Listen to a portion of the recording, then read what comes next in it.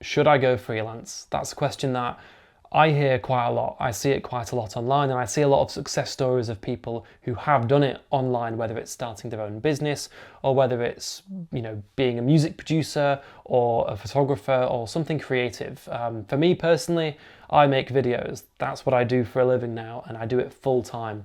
But it wasn't always like this. It's hard taking the plunge to just, quit your job and put your livelihood on the line and can sell your services, and just do that. Especially when you've got mouths to feed. How are you supposed to justify that instability? And I think when you have a family, priorities change and you perhaps value stability over freedom. But what I will say is it's not always rosy. So I've been freelancing full time for a year and a half, and yeah, I have control over my own time. I've got freedom. People always say to me, oh, you can pick and choose the work, you can do the work you want to do, but not always. Sometimes you do need to do the work that pays. And sometimes you'll get a train to London, which for me takes 2.5 hours. And when you're halfway into the journey, the client will text and they will cancel on you because of unforeseen circumstances that they couldn't have prevented. And you've wasted a whole day. So, how do you deal with those things? For me personally, the way that I approached going freelance full time was slowly. So it started off when I was working at a company and I had a word with my manager and with the CEO of the company. It was only a small startup, so I was able to access those people quite easily. And I just said to them, look, I've loved my time here, but there's this urge that I have to go out into the world and take a chance on myself. And you've got to understand that for me with video production, most of the industry, especially in film as well, which is where I want to get to eventually, is freelance. They're all fixed term contracts. It's very rare to find someone working a permanent full-time role. I do know people in the film industry who are working a permanent full-time role, but the industry is not in the best place at the moment. It's just one of those things, right? So studios are favouring fixed term contracts more. But that's the thing, fixed term contracts. I'd love a fixed term contract, but the freelancing that I do is just a day rate here, day rate there. And that's the reason why, it's more risky, but these are the cards I have. Before I left my previous job, I was applying for jobs in film and in broadcast media as well. But I didn't find my footing. I didn't get my break, and I figured, well, time's ticking and there's a lot that I need to do, a lot that I need to learn, and I can still go freelance as a self-employed person and just set up as a sole trader, get a website and just do day rates here, day rates there. And to be fair, you do learn very quickly when you do that because you've got to think on your feet. You get lots of different opportunities, lots of different kinds of work and kinds of clients and scenarios that some of them you might not be prepared for, but you have to learn on the job, and there is a pressure that you have to do exceptional work all the time.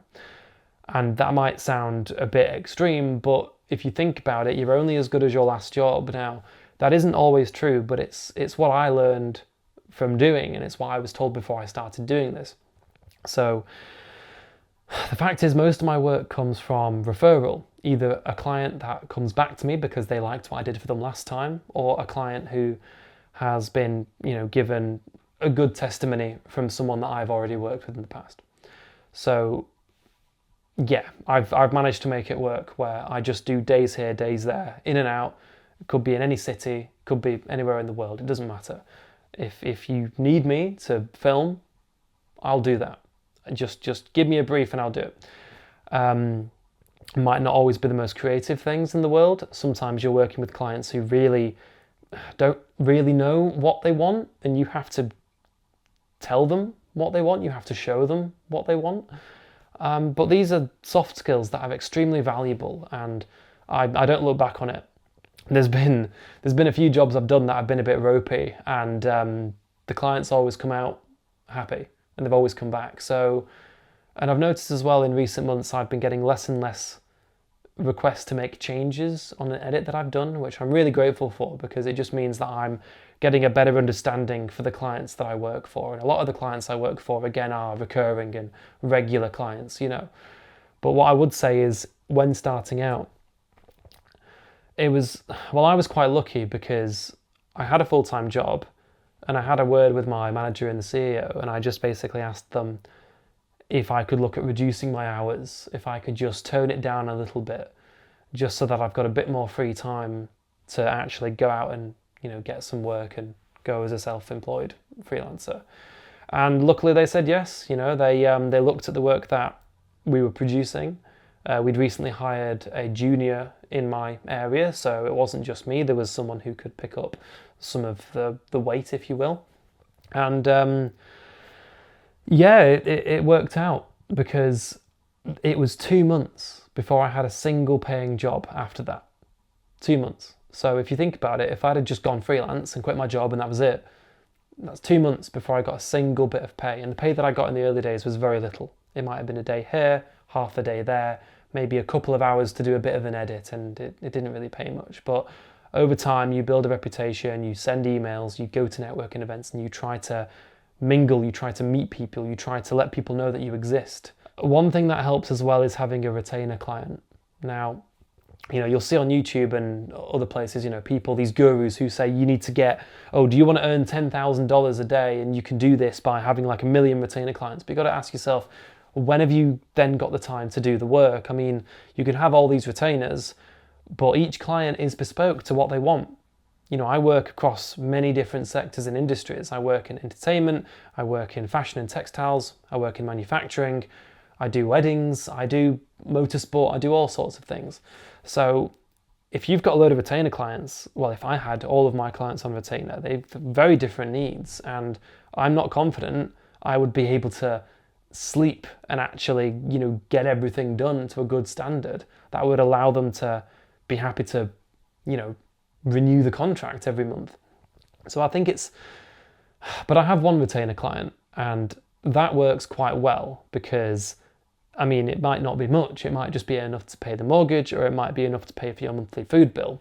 But if you can have that regularity, it just takes a bit of pressure off, because you might have months where you do loads of work. May was very, very busy for me. That was a very, very good month. The problem is I've not been paid for a lot of that work because it takes time to turn around the edit, and then some clients may be slow with the feedback because maybe it's not a priority. Maybe they don't need the content right now. Maybe they need it in 12 months' time, so it takes longer to get the feedback. And then you end up sending the invoice. But of course, in the UK at least, you've got, when you're a self-employed person, you're allowed to have 30 days on your invoice. You can have less, but you can't really pursue legal action and small claims court until it's been 30 days. If you're a limited company or a business in the UK, you can expect to be paid within 90 days. A company should be able to pay you within that time. But as a self-employed person, you're allowed to say 30 days on the invoice. But sometimes your invoice gets lost, or maybe there's cash flow problems. Maybe the company that, owes you money hasn't been paid, hasn't had their invoices paid yet. So there's a cash flow problem now. That shouldn't be your issue. You should be paid, and the company should front the cost for that. If I was to employ, freelancers to help me on a shoot, maybe a grip or a lighting person or a sound engineer, I would have to pay them out of pocket way before the client reimburses me for that cost. That's how it's supposed to work. But in reality, I've learned that it doesn't always work that way. And you don't want to piss off your clients. You don't want to, burn bridges, because sometimes the work's really good and the client's very good. But sometimes there's just cash flow problems. So you have to be able to have savings in order to, float during those hard times. So, okay, they forget to pay your invoice. And then you have to wait another month because they've got to wait for their payroll day and things like that. So yeah, it's not ideal. There was one bit of advice I was given on a shoot, actually. It was just part of an interview that I was filming. But what's really good about the work that I do is because it's so varied for different clients, I'm able to learn from lots of different parts of the industry and lots of other industries. And also I get to listen to a lot of people who might actually have cool things to talk about because they're being interviewed, right? So I'm filming this interview and the guy says, try to see the best in people. Try to see that the people you work with are good people. Now, what he was talking about was if you're at the beginning of your career in a job that you don't like, you've just got to make the best of it, and you've got to see the best in people, because you might call on those people in the future if you've got partnerships or whatever it might be. But for me, the way that I've interpreted that advice is you never know what someone's going through. I've got a few ideas for personal projects, passion projects that I want to do. In order to do those passion projects, I need to call on favours, and some of these favours are from people I've not even met before. They might need to, partake in an interview for me, or they might need to introduce me to someone, or get me behind the scenes at some event or something, that kind of thing. And, sometimes these people, they've no need to respond to you. They've got their own things going on. And you might think, no one's answering me, no one's listening to me, it's so hard, it's going to take me forever to get to where I want to get to. But just remember that everyone's got their own things going on. And, I've felt that way as well. But 5 months later, I get a response from someone. Turns out they were going through a hard time. They had some annual leave because they had some family troubles that they had to deal with, and you need to respect that. So they eventually came back to me, and hopefully soon this project I've got will actually, be able to start. So this is an example of someone who has nothing immediate to gain from helping me, but sometimes it feels good to help people. Another example of this is when earlier in the year, I did a few LinkedIn and Instagram adverts for myself as a freelancer to try and get some business, get some new contacts. And I set it to advertise only to marketing directors and executives and people who own their own businesses, whether it be big or small, that sort of thing. And the only response I got was from a student who wanted to interview people who were working in the industry, whatever that means, whether it's freelance or video or social, broadcast, film, just video in general. She wanted to get some advice from people and, get an interview for research for her dissertation for uni. And I have nothing to gain from giving that advice, but I did it anyway. We scheduled a call.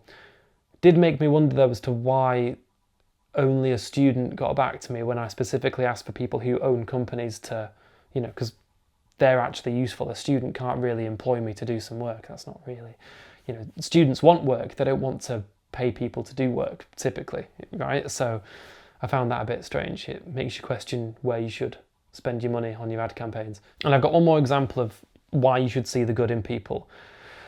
It was about a year ago when I was just starting my freelance journey, but I was still working at the company that I used to be full-time at.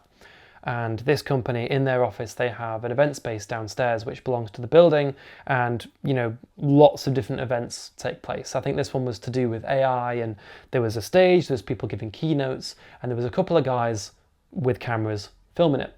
So what I did is I went downstairs and I thought, I can introduce myself to these guys because they've obviously got a video company, or they're freelancers, and maybe sometimes they need a helping hand. So I'll go and say hello. So I waited until it was a lunch break or, a lapse in the event where it was, they weren't as busy. So I was able to go in and say hello. And that was really good because even though they've got a job to do, they still gave me the light of day. They still gave me time. They still listened to me and they still said hello. Didn't exchange business cards, but I sent an email and they remembered who I was from my introduction in person. Face-to-face contact is really, really good, and it can go a long way, much further than just a cold email on its own. So if you've got the opportunity to meet people in person, then you've got to do it, as well as sending an email as a follow-up. So that's great, lovely. I know these people, they, might have some work. Let's see. It was 12 months before they had anything for me. 12 months before they had a bit of paying work. But it's still work that was able to, pay my rent for that month. So fantastic, It just from that, it was worth it. It was worth the time. It was worth the wait. So it's just being patient, seeing the best in people and knowing that everyone's got shit that they're getting through. Everyone's busy. Everyone's doing stuff. People aren't bad people, usually. People typically feel good helping others. So you just got to put yourself out there. And if for you, it means that you've got to stay at your full-time job and not quit just yet, whilst you give it a year or two just to build up a few contacts, build up some savings, buy some equipment. Oh, and that's one thing, only buy equipment that you need for a job. I've got a couple of cameras now, I've got some lighting, I've got some audio equipment, but I only buy things when I need it for a job, because then I know from day one of receiving that item, it's going to serve a purpose. And that, having that discipline, prevents you from just buying a load of kit because it looks cool. Because if you do that, you're going to often left to pay your bills or to eat with, and that's a problem. So yeah, bit of a ramble, bit of a free flow, talking there. You're learning on the job, you make mistakes, you learn, and then you get better every time. So yeah, I hope this has been useful. While I'm only a year and a half into my freelance journey full time, a lot of the clients that I've known for a great many years because I did it on the side of working full time. And it was often a case of booking a holiday, taking a day off work, and using that holiday annual leave to do work rather than actually, taking a break, which probably would have been more sensible at times, but you've got to put yourself out there. And thankfully I'm in a place now where the work is fairly steady. I still don't know what's going to happen 1 month to the next. Things get booked in within a week or two of notice, and then quickly get cancelled as well, as I learned today. But that's why I'm doing it, because with each of these setbacks and with each of these challenges and with each of those moments where you send a video to a client and they love it first time, you just get better and better, and that's what it's all about. So thank you for watching. I hope you enjoyed this video, and I hope that the next time I have an inspirational wave where I feel like I need to share something, it'll be something useful. So thanks, see you next time.